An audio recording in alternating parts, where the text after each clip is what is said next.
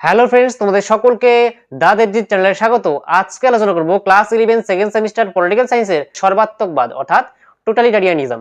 এই টোটালিটারিয়ানিজম বা সর্বাত্মকবাদ কাকে বলা হয় এটা আলোচনা করব, এর বৈশিষ্ট্য, এর গুণাবলী এবং এর দোষসমূহ, এই সমস্ত বিষয় নিয়ে আজকে আলোচনা করব। আর সর্বাত্মকবাদ এই টপিকটি তোমাদের এই একটি ভিডিওতেই শেষ হয়ে যাবে, ঠিক আছে? তাহলে দেখো, তোমাদের এই অধ্যায় থেকে সরকারের বিভিন্ন রূপ, এই অধ্যায় থেকে টোটাল 8 নম্বর আসবে, ঠিক আছে? 6 নম্বরে একটা বড় কোশ্চেন আসবে আর 2 মার্কসের একটা এসিকিউ কোশ্চেন আসবে। তাহলে দেখো, সর্বাত্মকবাদ কাকে বলা হয় এটা কিন্তু 2 মার্কসের কোশ্চেন আসতেই পারে, ঠিক আছে? তাহলে তোমাদের এখানে 2 মার্কসের জন্য আমি লিখিয়ে দিয়েছি, তোমরা এটা নোট করে রাখো। দেখো, সর্বাত্মকবাদ এটাকে ইংরেজিতে কি বলা হয়? টোটালিটারিয়ানিজম, ঠিক আছে?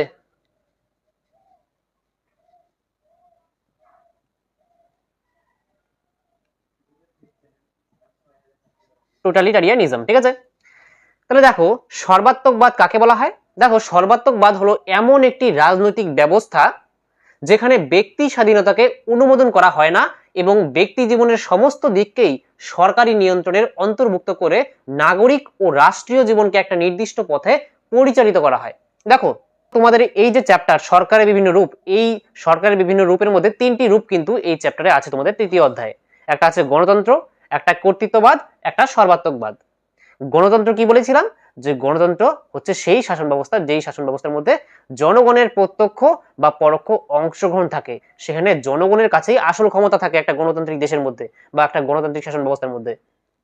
তারপরে আলোচনা করছিলাম কর্তৃত্ববাদ। কর্তৃত্ববাদ কি?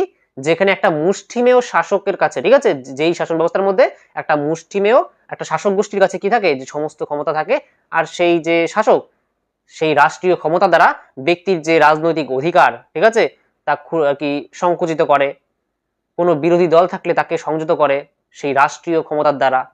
বোঝা গেল? কিন্তু এখানের মধ্যে সর্বাত্মকবাদ মানে হচ্ছে যে কর্তৃত্ববাদে কি হতো, যে কর্তৃত্ববাদে শাসক গোষ্ঠী কি করতো, যে জনগণকে নিয়ন্ত্রণ করত, কিন্তু সার্বিক দিক থেকে নিয়ন্ত্রণ করতো না, ঠিক আছে, কিছু কিছু জায়গায় নিয়ন্ত্রণ করত। কিন্তু সর্বাত্মকবাদে কি হয়, যে সেই রাষ্ট্রের সমস্ত জনগণের সমস্ত দিকের উপর কিন্তু এই যে সরকার রাষ্ট্রের কিন্তু কি থাকে, যে নিয়ন্ত্রণ থাকে। যে এই একটি দেশ, এই একটি দেশ আর এই একটি দেশ, ঠিক আছে, এটা ধরো গণতান্ত্রিক দেশ, গণতান্ত্রিক, ঠিক আছে, এটা ধরো কর্তৃত্ববাদী, আর এটা হচ্ছে সর্বাত্মকবাদী।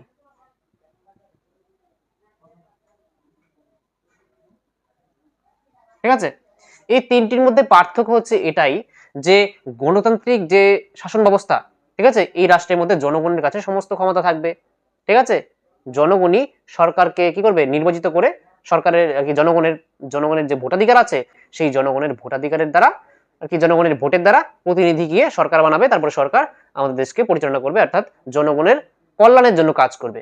কর্তৃত্ববাদে কি হয়, যে কর্তৃত্ববাদের মধ্যে একটা শাসক গোষ্ঠী থাকবে, সেই শাসক গোষ্ঠীর কাছে ক্ষমতা থাকবে, আর সেই শাসক গোষ্ঠী তার যে ক্ষমতা সেটা হস্তান্তর করতে চাবে না, কোনো যদি বিরোধী দল থাকে তাকে সংযত করবে, ঠিক আছে, আর জনগণকে আংশিক, একদম সম্পূর্ণরূপে না কিন্তু নিয়ন্ত্রণ করবে, আর রাজনৈতিক অধিকার সংকুচিত করবে, ঠিক আছে। কিন্তু সর্বাত্মকবাদী যে শাসন ব্যবস্থা, ঠিক আছে, এখানে যে আলোচনা করছি, এখানে কি হয়, এখানে আর কি সেই দেশের জনগণের সমস্ত দিক, সামাজিক, অর্থনৈতিক এবং রাজনৈতিক, এই তিনটি দিককেই কিন্তু মানে একদম সার্বিক দিক থেকে নিয়ন্ত্রণ করে থাকে এই রকম রাজনৈতিক ব্যবস্থার মধ্যে, ঠিক আছে। যে আমরা কেমন পোশাক আশাক পরব, আমাদের সংস্কৃতি কেমন হবে, ঠিক আছে, আমরা কি শিক্ষা, আমরা কি কেমন শিক্ষা গ্রহণ করব, সবকিছু, আমাদের চুলের কাট কেমন দিব আমরা, সমস্ত কিছু কিন্তু রাষ্ট্র ঠিক করে দেবে, ঠিক আছে। এটা সর্বাত্মকবাদে কি হয়, যে সরকার, যে রাষ্ট্র আছে, সে রাষ্ট্র, সেই রাষ্ট্রের যে সরকার আছে সমস্ত কিছু নিয়ন্ত্রণ করছে, যে আমরা কিভাবে, আমরা আমাদের শিক্ষা গ্রহণের ক্ষেত্রে আমরা কি কি পড়াশোনা করব, আমাদের চুলের কাট কেমন হবে, ঠিক আছে, আমরা কি করতে পারবো আর কি করতে পারবো না, সমস্ত কিছু আর কি রাষ্ট্র ঠিক করে দেবে, সেই দেশের আর কি এই রাজনৈতিক ব্যবস্থা সরকার ঠিক করে দেবে, ঠিক আছে। তাহলে এখানে রাষ্ট্র কি করছে, সরকার কি করছে, যে ব্যক্তির সমস্ত বিষয়ে হস্তক্ষেপ করছে, এটা কি ঠিক? একদমই ঠিক না, ব্যক্তি স্বাধীনতা ক্ষুণ্ণ হচ্ছে। তাহলে এটা কিন্তু সর্বাত্মকবাদী রাজনৈতিক ব্যবস্থা, এটাই বলছে এখানে। যে সর্বাত্মকবাদ হলো এমন একটি রাজনৈতিক ব্যবস্থা যেখানে ব্যক্তি স্বাধীনতাকে অনুমোদন করা হয় না। ব্যক্তি স্বাধীনতা এখানে থাকে না। ব্যক্তির যে স্বাধীনতা থাকে, যে ব্যক্তি ফ্রিলি কিছু বলতে পারবে, এটা কিন্তু এখানে করা যাবে না। যদি ব্যক্তি তার যে ফ্রিডম অফ স্পিচ থাকে, একটা গণতান্ত্রিক দেশের মধ্যে কি থাকে, আমাদের মত প্রকাশের অধিকার থাকে, এটা আমাদের ফান্ডামেন্টাল রাইটস, একটা মৌলিক অধিকার। কিন্তু সর্বাত্মকবাদী যে রাজনৈতিক ব্যবস্থা, এখানের মধ্যে ফ্রিলি কেউ কিছু বলতে পারবে না। সরকারের বিরুদ্ধে যদি কেউ কিছু বলে, তাহলে সরকার তাকে উঠিয়ে নিয়ে মৃত্যুদণ্ডও দিতে পারে। হ্যাঁ, ঠিক আছে। এই সর্বাত্মকবাদী রাজনৈতিক ব্যবস্থা কি হয়, যে সরকারের বিরুদ্ধে যদি কেউ কিছু বলে, সরকার তাকে জেলে পুরে দিবে, তার উপর নির্যাতন করতে পারে, এমনকি মৃত্যুদণ্ড পর্যন্ত দিতে পারে এই সর্বাত্মকবাদী রাজনৈতিক ব্যবস্থার মধ্যে। ঠিক আছে, এর কোনো ব্যক্তি স্বাধীনতা থাকেই না বললে চলে। এবং ব্যক্তি জীবনের সমস্ত দিককে, ঠিক আছে, ব্যক্তি জীবনের সমস্ত দিককেই, ব্যক্তি কি শিক্ষা গ্রহণ করবে, ব্যক্তি কিভাবে তার জীবন পরিচালনা করবে, ঠিক আছে, সমস্ত দিককে নিয়ন্ত্রণ করে, দেখি সরকারি নিয়ন্ত্রণের অন্তর্ভুক্ত করে। নাগরিক ও রাষ্ট্রীয় জীবনকে একটা নির্দিষ্ট পথে পরিচালিত করে। ঠিক আছে, যে একটা মানুষের জীবন কিভাবে পরিচালিত হবে সেটা রাষ্ট্র ঠিক করবে। ঠিক আছে, রাষ্ট্রের যে শাসক আছে, অর্থাৎ সরকার যে আছে, সেই রাষ্ট্র অর্থাৎ সেই সরকার ঠিক করবে যে ব্যক্তি জীবন, সেই রাষ্ট্র কোন পথে পরিচালিত হবে। ঠিক আছে, তাহলে যদি কোশ্চেন আসে যে সর্বাত্মকবাদ বলতে কি বোঝো, সর্বাত্মকবাদ কাকে বলে, সর্বাত্মকবাদ কি, বা কি সর্বাত্মকবাদী রাজনৈতিক ব্যবস্থা বলতে কি বোঝো, এটা তোমরা লিখতে পারো। দেখো, এবার তোমাদের মনে প্রশ্ন আসবে যে এই সর্বাত্মকবাদী যে রাজনৈতিক ব্যবস্থা, এটা কি কোনোখানে দেখা যায়? হ্যাঁ, দেখা যায়। বর্তমানে একটা উৎকৃষ্ট উদাহরণ হচ্ছে এই সর্বাত্মকবাদী রাজনৈতিক ব্যবস্থার উত্তর কোরিয়া। ঠিক আছে, উদাহরণ তোমরা এটা নোট করে রাখতে পারো যে নর্থ কোরিয়া অর্থাৎ উত্তর কোরিয়া। ঠিক আছে, উত্তর কোরিয়া তোমরা এটা লিখে রাখো যে বর্তমানে কিন্তু উত্তর কোরিয়াতে যে কিম জং উন আছে, ঠিক আছে, শাসক, কিম জং উনের নেতৃত্বে যে উত্তর কোরিয়া পরিচালিত হচ্ছে, এটা একটা সর্বাত্মকবাদী রাজনৈতিক ব্যবস্থা। ঠিক আছে, তাহলে উত্তর কোরিয়া,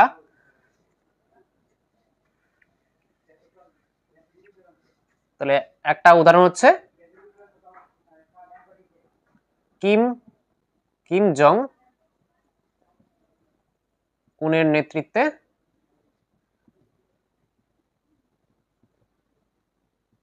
উত্তর কোরিয়া। ঠিক আছে,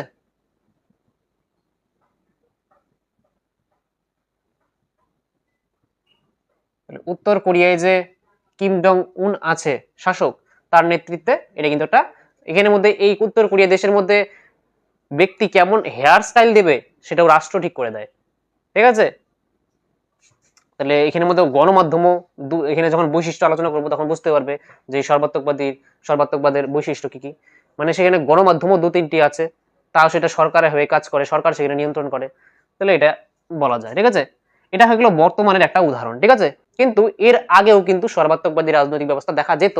সেটা হচ্ছে যখন ইউএসএসআর ছিল, ঠিক আছে, অর্থাৎ সোভিয়েত রাশিয়া। ঠিক আছে, সোভিয়েত সোভিয়েত আচ্ছা, স্ট্যালিনের নেতৃত্বে সোভিয়েত রাশিয়া। ঠিক আছে, স্ট্যালিনের নেতৃত্বে সোভিয়েত রাশিয়া।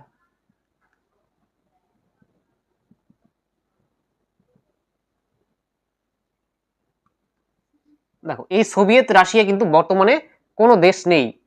1991 সালে, ঠিক আছে, মনে রাখবে, 1991 সালের আগে কিন্তু এই সোভিয়েত রাশিয়া নামে দেশটি ছিল। কিন্তু 1991 সালে কি হয়, যে এই সোভিয়েত রাশিয়া নামে দেশটি যে ছিল সেটা টুকরো টুকরো হয়ে যায়। ঠিক আছে, খন্ড খন্ড হয়ে টোটাল 15টি দেশে পরিণত হয়ে যায়। ঠিক আছে, একটি বড় দেশ ছিল, ঠিক আছে, সেটা টুকরো টুকরো হয়ে ছোট ছোট দেশে পরিণত হয়ে যায়। ঠিক আছে, তার মধ্যে সব থেকে বড় যে দেশটি বর্তমানে আছে সেটা হচ্ছে রাশিয়া। ঠিক আছে, সেই রাশিয়া, তারপরে তার সঙ্গে আরো ছোট ছোট দেশ, উজবেকিস্তান, কাজাকিস্তান, পরে ইউক্রেন। ঠিক আছে, ইউক্রেন যে রাশিয়ার যুদ্ধ চলছে, ইউক্রেনও কিন্তু আগে এই সোভিয়েত রাশিয়ার পার্ট ছিল। ঠিক আছে, এমন 15টি দেশে 1991 সালে ভেঙে যায়। তাহলে সেই সোভিয়েত রাশিয়া যখন ছিল, সেই সোভিয়েত রাশিয়ার যে শাসক ছিল স্ট্যালিন, সেই স্ট্যালিনের নেতৃত্বে যে সোভিয়েত রাশিয়া ছিল সেটা ছিল একটা সর্বাত্মকবাদী রাজনৈতিক ব্যবস্থা। ঠিক আছে, তারপরে যদি বলা যায় 3 নম্বর একটা উদাহরণ, সেটা হচ্ছে চীনে। ঠিক আছে, চীনে মাও জেডং, মাও জে ডং। ঠিক আছে, মাও জেদং এর নেতৃত্বে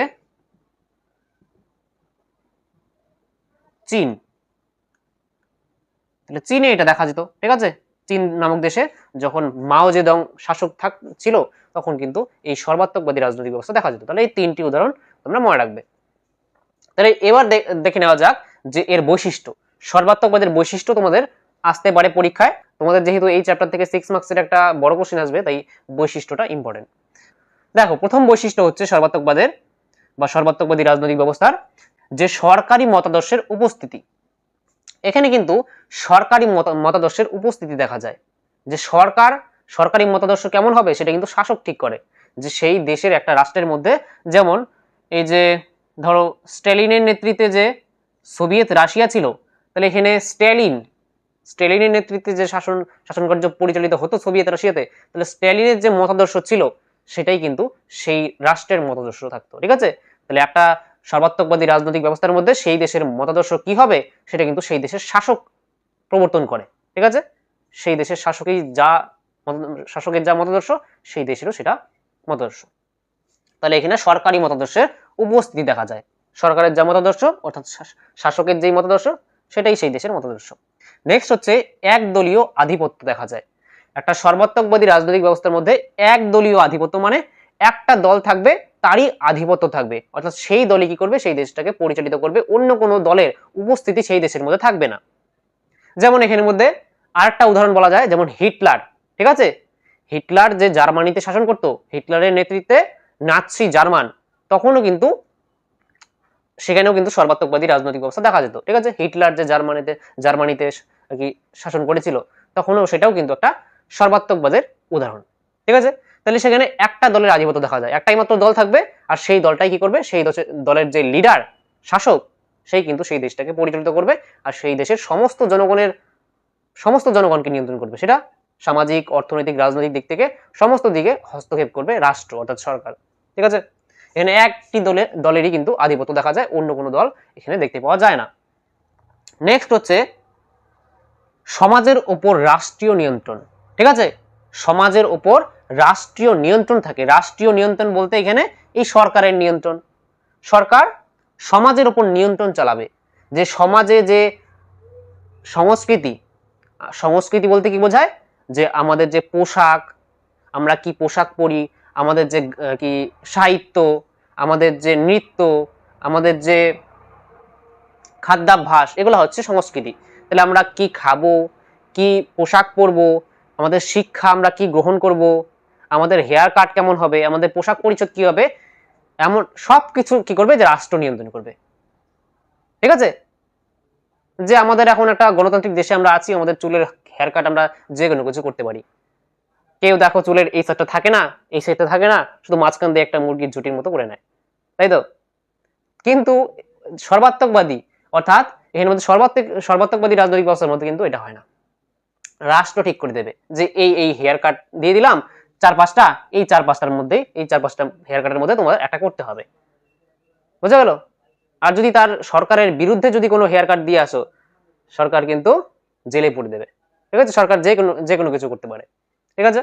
তাহলে এই সমাজের উপর রাষ্ট্রীয় নিয়ন্ত্রণ থাকে, এটা হচ্ছে আরেকটা বৈশিষ্ট্য। নেক্সট বৈশিষ্ট্য হচ্ছে যে গণমাধ্যমগুলির উপর নিয়ন্ত্রণ। তাহলে এখানে গণমাধ্যম বলতে আমি যখন কর্তৃত্ববাদ পড়িয়েছিলাম, অথরিটারিয়ানিজম, ঠিক আছে, সেখানে বলেছিলাম যে গণমাধ্যমগুলির উপর নিয়ন্ত্রণ করে।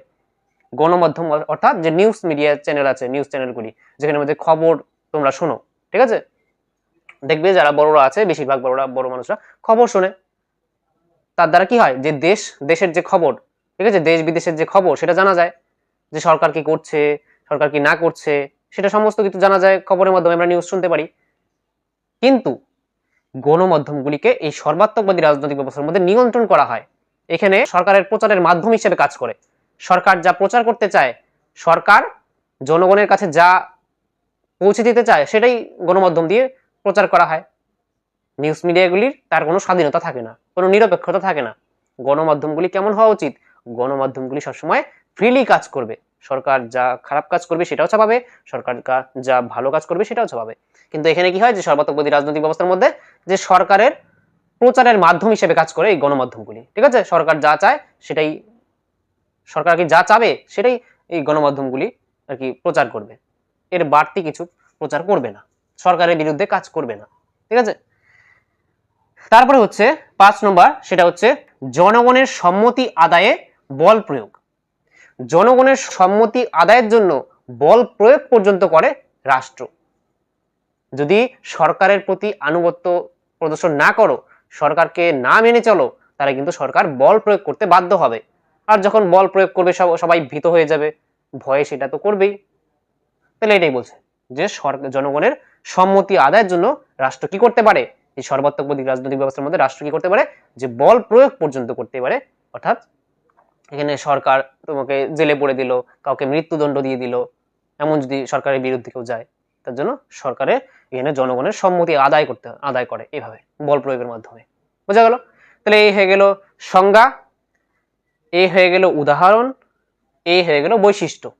এবার দেখব যে এই সর্বাত্মকবাদের গুণাবলী আর সর্বাত্মকবাদের দোষসমূহ, তাহলেই তোমাদের এই সর্বাত্মকবাদ শেষ হয়ে যাবে। ঠিক আছে, এখন দেখো যে এই সর্বাত্মকবাদের গুণাবলী এবং এই সর্বাত্মকবাদের দোষসমূহ সম্পর্কে চারটি পয়েন্ট করে আমরা আলোচনা করব। ঠিক আছে, দেখো প্রথম দেখো সর্বাত্মকবাদের গুণাবলী। ঠিক আছে, ভালো দিকগুলি। ফার্স্ট হচ্ছে দ্রুত সিদ্ধান্ত গ্রহণ ও তার বাস্তবায়ন। একটা সর্বাত্মকবাদী রাজনৈতিক ব্যবস্থার মধ্যে যেহেতু সরকারের কাছে প্রবল ক্ষমতা আছে, ঠিক আছে, ক্ষমতা একটা কেন্দ্রের মধ্যে, ঠিক আছে, তার জন্য কিন্তু কি হয় যে দ্রুত সিদ্ধান্ত গ্রহণ করা সম্ভব হয়। অর্থাৎ সেখানের মধ্যে শাসকই তো সিদ্ধান্ত গ্রহণ করে, তাই না? তাহলে শাসক সেই সিদ্ধান্ত গ্রহণ করে আর সেটা বাস্তবায়নও খুব তাড়াতাড়ি হয়ে যায়, কারণ সেখানে বাধা দেওয়ার তো কেউ নেই। ঠিক আছে, সরকারি যা বলবে সেটাই হবে, এর জন্য বাস্তবায়নও তাড়াতাড়ি হয়, এটা একটা ভালো দিক। ঠিক আছে, নেক্সট হচ্ছে জরুরি অবস্থায় উপযোগী। জরুরি অবস্থা, একটা সংকটকালীন অবস্থা সৃষ্টি হলো, যুদ্ধ লেগে গেল দেশের সঙ্গে অন্য একটা দেশের, ভূমিকম্প আসলো, ঠিক আছে, বন্যা হয়ে গেল, তাহলে তখন জরুরি পদক্ষেপ নিতে হবে, খুব তাড়াতাড়ি কোনো সিদ্ধান্ত গ্রহণ করতে হবে। তাহলে যেহেতু একটা জরুরি অবস্থায় খুব দ্রুত সিদ্ধান্ত নেওয়া দরকার এবং সেটা বাস্তবায়ন করা দরকার, এর জন্যই জরুরি অবস্থায় এটা উপযোগী। নেক্সট হচ্ছে দ্রুত শিল্পায়ন ও অর্থনৈতিক বিকাশ। দেখো একটা দেশের মধ্যে যদি সর্বাত্মকবাদী রাজনৈতিক ব্যবস্থা থাকে, তাহলে সেই শাসক যা বলবে, শাসক সেই দেশের উন্নতির জন্য যা করবে, যেখানে শিল্প স্থাপন করতে বলবে, যেখানে কোনো প্রজেক্ট লাগানোর কথা বলবে, সেটা সেখানেই হবে, বাধা দেওয়ার কেউ নেই। একটা গণতান্ত্রিক দেশের মধ্যে কি হয়, ধরো এই দেশের মধ্যে এখানে অনেক গাছ আছে, ঠিক আছে, এখানে অনেক গাছ আছে, আর এখানে অনেক গাছ আছে, ধরো বনভূমি, আর এখানে একটা শিল্প কারখানা গড়ে তোলা হবে। ঠিক আছে, সরকার ভাবলো, যে সরকার বলল, একটা সরকার নির্দেশ দিল যে এখানের মধ্যে একটা ডেভেলপমেন্ট উন্নয়নের জন্য এখানে একটা কারখানা স্থাপন করা হবে। ঠিক আছে, এটা দেশের জন্যই ভালো, কিন্তু ওভারঅল ডেভেলপমেন্ট, দেশের উন্নতি হবে, অর্থনৈতিক বিকাশ ঘটবে, কিন্তু এখানের মধ্যে পরিবেশের এনভায়রনমেন্টের কি অবস্থা হবে, এখানে যে গাছগুলো সব কাটা হবে, তার জন্য কি হবে, যে পরিবেশে দূষণ হবে। এমনিতেই দিন দিন ক্লাইমেট চেঞ্জ হচ্ছে, ঠিক আছে, জলবায়ুর পরিবর্তন হচ্ছে, তার জন্য বিশ্ব উষ্ণায়ন বাড়ছে। তাহলে এখানে কি হবে, যে সরকার যদি চায় এখানের মধ্যে কোনো ডেভেলপমেন্ট প্রজেক্ট লাগানোর জন্য, ঠিক আছে, সেটা একটা গণতান্ত্রিক দেশের মধ্যে সরকার যা বলবে সেটা কিন্তু অনেক বাধা আসবে, জনগণ সেখানের মধ্যে বাধা দেবে, যেখানে গাছ কাটতে না বলবে, এটা তো পরিবেশের জন্য ভালো নয়, তাহলে এখানে কিন্তু অনেক বাধা আসবে। কিন্তু যদি সেটা একটা সর্বাত্মকবাদী রাজনৈতিক ব্যবস্থা হয়, ঠিক আছে, সর্বাত্মকবাদী হয়, তাহলে সেখানের মধ্যে রাষ্ট্র যা বলবে তাই হবে। তাহলে এখানে বলবে এখানে গাছ টাছ কেটে ফেলো, এখানে ডেভেলপমেন্ট প্রজেক্ট যা লাগানোর সেটাই লাগানো হবে, বাধা দেওয়ার মতো কেউ থাকবে না। তাহলে এর জন্য কি হবে, সেখানে দ্রুত শিল্পায়ন হবে, সেখানে শিল্প স্থাপন হতে থাকবে, কারখানা স্থাপন হবে, অর্থনৈতিক বিকাশ ঘটবে। ঠিক আছে, এটা একটা ভালো দিক বলা যায়। পরিবেশের ক্ষতি হচ্ছে, কিন্তু শিল্পায়ন আর অর্থনৈতিক বিকাশ তো হচ্ছে। নেক্সট হচ্ছে সামাজিক সংহতি। তাহলে একটা ভালো দিক হচ্ছে সামাজিক সংহতি, অর্থাৎ সমাজের মধ্যে একটা ঐক্যবোধ গড়ে ওঠে, সমাজের মানুষের মধ্যে ঐক্যবোধ, অর্থাৎ ভিন্ন মতের এখানে উপস্থিতি থাকে না। এর মধ্যে যদি একটা সর্বাত্মকবাদী রাজনৈতিক ব্যবস্থা হয়, তাহলে এখানের মধ্যে কোনো সরকারের বিরুদ্ধে কেউ গেলে সরকার সেটাকে দমন করে দেবে। ঠিক আছে, ভিন্ন মতের কোনো উপস্থিতি থাকে না, তাহলে সমাজের মধ্যে সবাই একটা মতাদর্শে বিশ্বাসী হয়, তার মধ্যে একটা ঐক্য গড়ে ওঠে। ঠিক আছে, এটাই বলছে যে সামাজিক সংহতি গড়ে ওঠে, সমাজের মধ্যে শৃঙ্খলা বজায় থাকে। তাহলে হয়ে গেল গুণাবলী। এবার দেখবো যে সর্বাত্মকবাদের দোষসমূহ, ঠিক আছে, খারাপ দিকগুলি। দেখো ব্যক্তি স্বাধীনতা বিরোধী, নিশ্চিত এটা ব্যক্তি স্বাধীনতা বিরোধী। সর্বাত্মকবাদী রাজনৈতিক ব্যবস্থার মধ্যে রাষ্ট্র কি করবে, যে রাষ্ট্র সমস্ত কিছু নিয়ন্ত্রণ করবে, ব্যক্তির পোশাক পরিচ্ছদ, সংস্কৃতি, শিক্ষা থেকে শুরু করে সমস্ত কিছু নিয়ন্ত্রণ করবে। তাহলে এখানে ব্যক্তি স্বাধীনতা বিরোধী।